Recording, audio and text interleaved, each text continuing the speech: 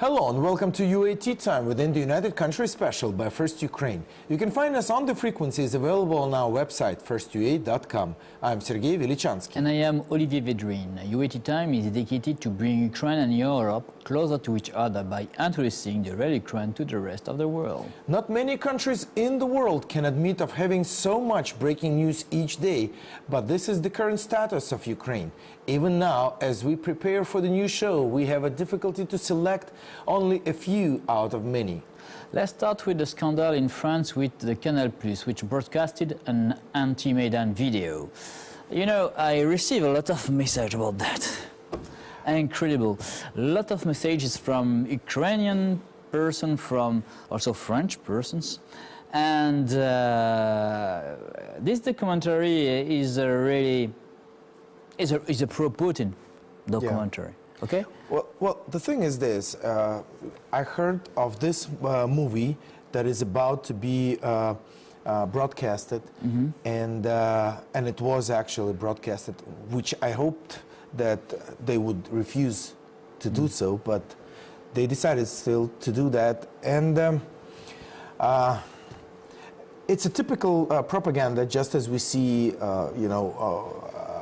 of so many different videos that comes from Russia against Ukraine, and so my question, my dilemma was: is that part of democracy and freedom of speech, where a channel, any channel, has the right to show whatever they feel is correct? You know. Yeah, that's a good question. You know, first. The pro-Putin propaganda in France represents, I can say, a group. Not a large group, but a group. There is some lobbying. Yeah, lobbying, some group of journalists, okay. A group. Some of them come from extreme right party, some of them extreme left party. But you have this lobbying. Okay. And you know, because France is a democracy, because of press freedom, it is very difficult to forbid, to say no to an article, no to an interview, no to broadcast a documentary.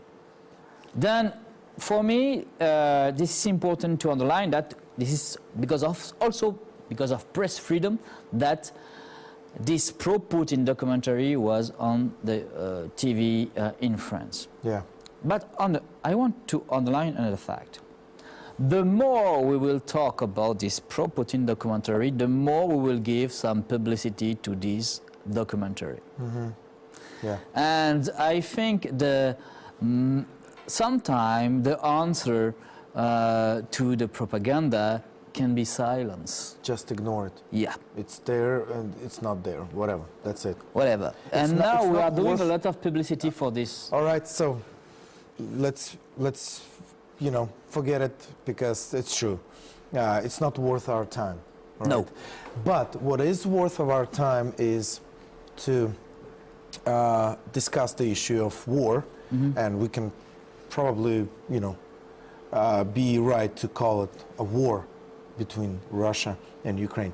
And let's take a look at the video. Actually, more and more in the world, the people get a better understanding of what is really happening between Russia and the consequences for the West.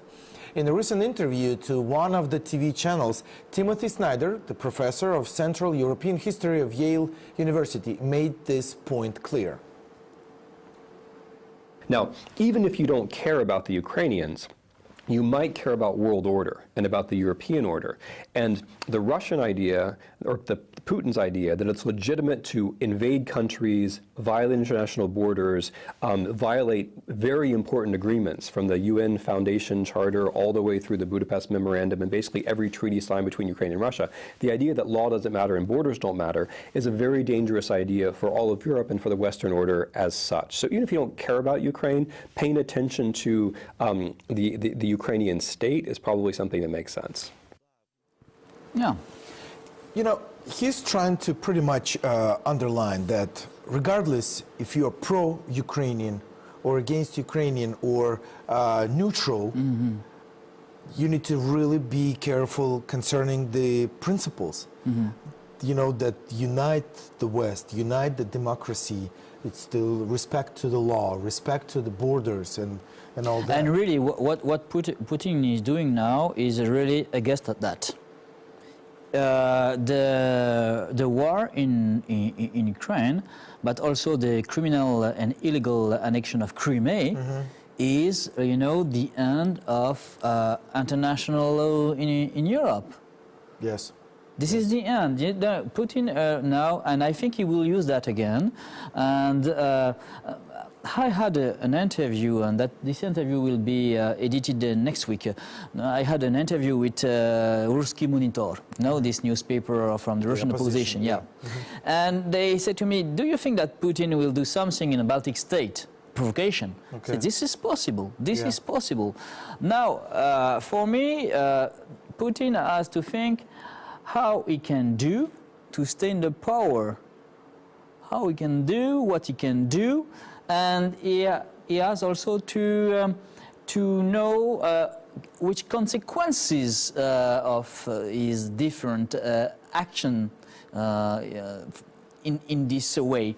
For example, if tomorrow Putin will do some,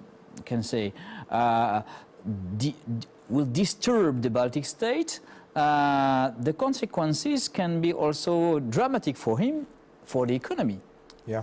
And now, I think the question is what Putin can do to continue his policy of aggression against Europe, because this is clear that Putin wants to divide Europe, because he wants to submit Europe to, his way of thinking.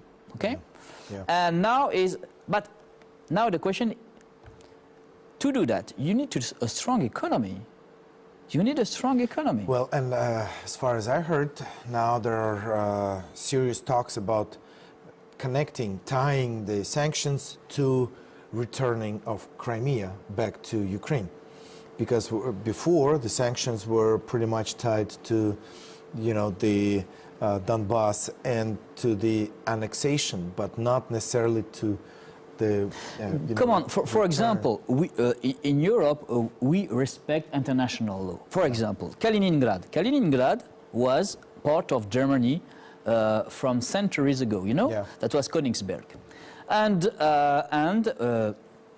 tomorrow, why Europe can say, okay, Kaliningrad is a part of Western Europe, and we will take them. We'll take Kaliningrad in Europe. Yeah. Don't care. Yeah. Because this is the same logical than for Crimea. Exactly. But no, we respect international law. But here's it seems like the more they go on, the deeper they dig for themselves. In his recent interview, Russian Foreign Minister Sergey Lavrov made a clear statement. If you're talking about the Budapest Memorandum, we have not violated it, he told the journalist. It contains only one obligation, not to use nuclear weapons against Ukraine. Thank you very much. And it's interesting. There's the Michael Colburn, the Canadian journalist. He makes this statement, and he analyzes this. How in the world can a person of such a position lie in front of the journalists who can Google the Budapest Memorandum in a second and see that there are 6 points of obligations. And one of these points is a nuclear use of weapons is just one of the points. Yeah. But he bluntly lies like this, and then the journalist says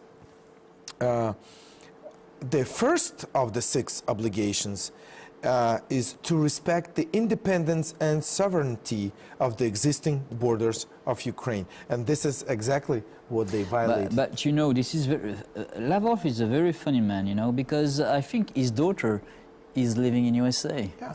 Yeah, yeah. And you know, that's a Russian paradox. You know, Lavrov is always against USA, against Europe, but his daughter is living in USA. Well, Like a large part of the Russian elite in the power, with Putin, their daughter, their children, they live in European Union or in USA. Then we have to ask them, come on, why you people cannot live with the same way that new children? I guess it's a, you know, this is a really stupid paradox. It's a mental thing to have a double standard life, you know? But this is typical Russian attitude, I think. Well, I don't mind, you know, I don't have anything against the just typical Russian people, but no, you know, Russian elite in the power Kremlin, now. Yes. Okay, because you know that you have a Russian elite in the position. I know them very well, and they are not in this paradox.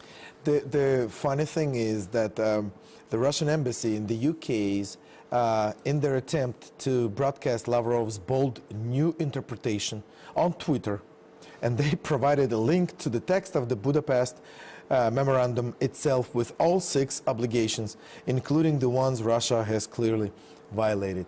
Isn't that funny, you know? That's funny. Ironic. But you know, I think we can see that now the policy of Putin is really illogical, you know, and that's why we will have, and we have, such stupidity or declaration by some minister of Putin government.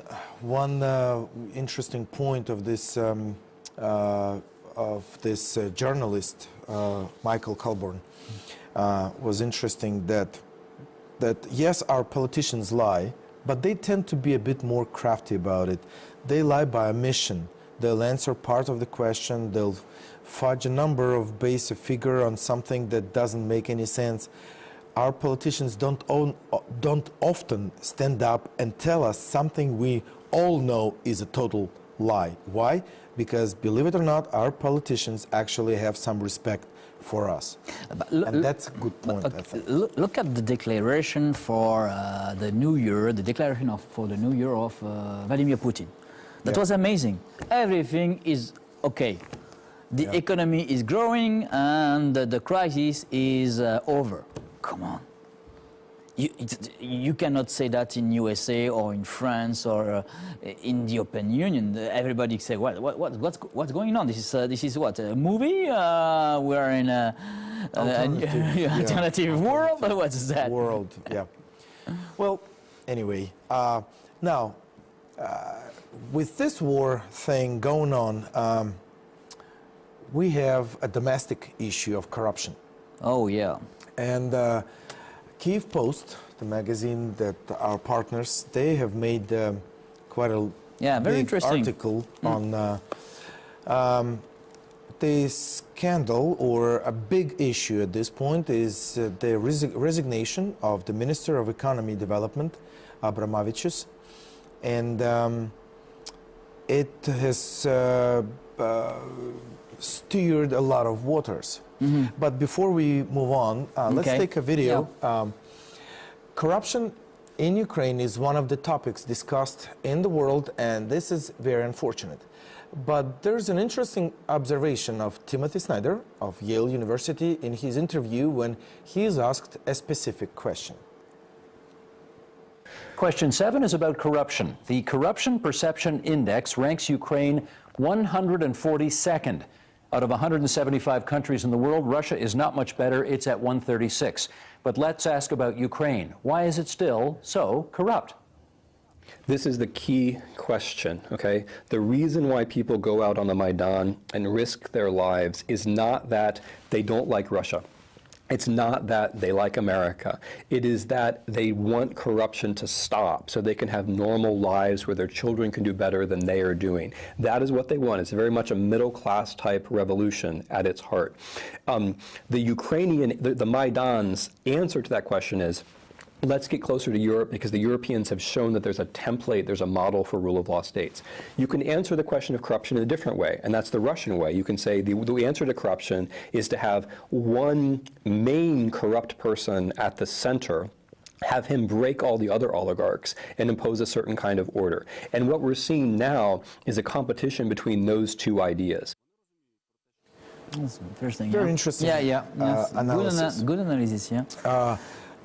the way again we see, we know about Maidan. We know that people really didn't even in the beginning. They didn't make any statements about being against Russia or for America. They really didn't care about that big. They were against corruption. Yeah. Corruption of the government. And for a new Ukraine without corruption. Exactly. And of course, logically, then you see that if we see that Europe is much more likely to have respect for the law and respect for private, for privacy, private business, and property, and all that. Definitely, Ukrainians say, yes, we are Europe. We want to be like that. Well, and the good point in this video, the way I see it, is that we kind of tend to be slow to admit that Russian political rule within the country and in their foreign affairs is that of a criminal, like mafia rule. They organize the corruption as a system. As a system. So one is the boss. Yeah. And so he guarantees... The godfather. Yes, the godfather. Yeah. And he guarantees the others, you're under my protection. So he can take away any other little oligarchs and leaders that he doesn't like to show that, you see... This is a paradox. This is like legalization of corruption. Exactly. That's exactly what's happening. Yeah. And so, they as an octopus, they have so many different ways that they hold different people and positions in Ukraine. Did you see this documentary made by the BBC about Putin? And Yes. one of my friends said that Putin say everything for my friends and the law for my enemies. Exactly. Yeah, This is a summary. Well, and pretty much for the 24, in all of the 5 years of independency, we've seen that we've been in such a close proximity with Russia that Russia's proxies held different key positions in the Ukrainian economy, in Ukrainian, having dealt with gas transactions and transporting to Europe and oil, all deals and all that. That was pretty much, we were like, okay, while we were theirs. But once we've decided to go an independent and more of a, modern way to develop our country, then we've become an enemy. And that was, I think, so also the logical of Yanukovych. Yanukovych wanted to be like a small Putin. Yeah. He wanted. And I would pretty much, he had guarantees from Putin that you will be, my representative. Yes. My little duke. Duke of Ukraine, yes. Under the kingdom of Russia, something like that. And Yanukovych was in the same way. I want to organize. He say that wasn't the same. He organized a corrupt country with one big boss. The big boss was Yanukovych. And all the friend of Yanukovych was like the friend of Putin. They really did what they wanted to do. Yeah. And the law was for the others, the enemies. Yeah. Well, now with the corruption in Ukraine, we can't blame Russia anymore for war because. Though it brings a lot of issues and difficulties, and we have to increase. But this corruption is also a gift from the Soviet Union and from Russia also. This is a gift, and this is a bad gift, but this is a gift, and that's a link with this Soviet attitude and this Soviet heritage. That's exactly what we inherited from there. but unfortunately, in 25 years, we haven't recovered any. Only now we see that some, major, seizures and some major difficulties on the organism of our country because one or two people want to do it right, but they just seem like that they can't. There is a lot of hindrances. But look at in Kiev ports, you can see that also you have this information that some ambassador of some very large state like United States, France, Japan. Yes, they did Canada, something. France, Germany, Italy, Lithuania, Sweden, Switzerland, Great Britain, and United States. That was this week, yes. This week they put a big pressure on the government to say, okay, come on, for corruption, you have to do something. We're fed up. Yeah. Well, but the resignation of this minister blows whistle on those who block reforms. Actually, some names are brought up, and there's some extensive analysis on the situation. So you can find it on the internet. Keep post. Fine. Anyway, so there is a lot of that. Now, sometimes politics can stop economical development, and this is the case. Sure. Some politicians want to stop the economic development of Ukraine. Some of them. Another the idea of sanctions actually that has been pretty much circling on internet, and I find it to be quite interesting, honestly. Imagine that the sanctions are not imposed on the whole country, but the sanctions are imposed on the wives of the oligarchs and the political rulers of Russia. How fast do you think those guys will get back into the stable? That can be a good point. That can be a good point. I think because this is exactly what needed to be done 2 years ago. Just the 400 plus members of buy my Duma. handbag Chanel. Exactly. She comes to Putin or Lavrov or to whoever. Their wives come back home and say, "I can't use my Visa card." That's it. I was refused to buy this, this and this at the, at the shop in London. That's it. I couldn't even buy a ticket on the tram in London. Yes, and I think really that was a mistake because we only target only some person, but not all the families. And I think that in corrupt system, this is not only the man or the the men of the family who have all the money. They give the money to their daughter, their children, then their mother, grandmother, father, or even to their wife. And we have when we have to do a sanction, we have to do a sanction for all the family who are corrupt. Exactly. And I know how a woman can restrain her man. Yep. And so I think this is why. So that would be our suggestion as well, right? I think. By the way, if you want to find us on Facebook, facebook.com/UATtime. Yes, it's right there on the screen. Find us and tell us what you think. Let's stay in touch. Give us the feedback. And we've covered a little bit of information, but that's some of the vital information this week, right? Yeah, okay. But I want also to underline some other informations. You know that now we are talking more and more about economy. Okay. And I know that now we know that France will we will do some economical event in spring. Yeah.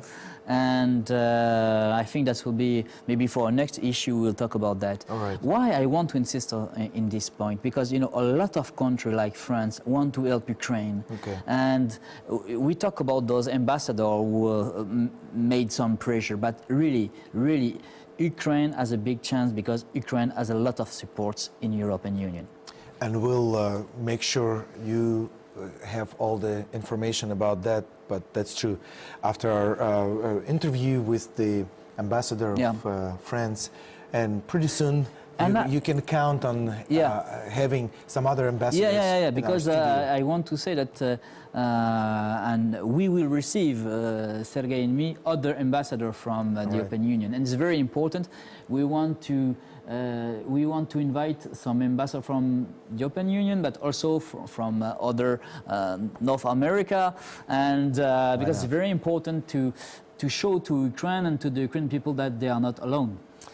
All right, it was United Country, UAT time by First Ukraine. Olivier Vedrine and Sergey Velichanskiy were working for you in the studio. Stay with us and we'll show to you the real Ukraine. Thank you for being with us. Have a good day and see you soon.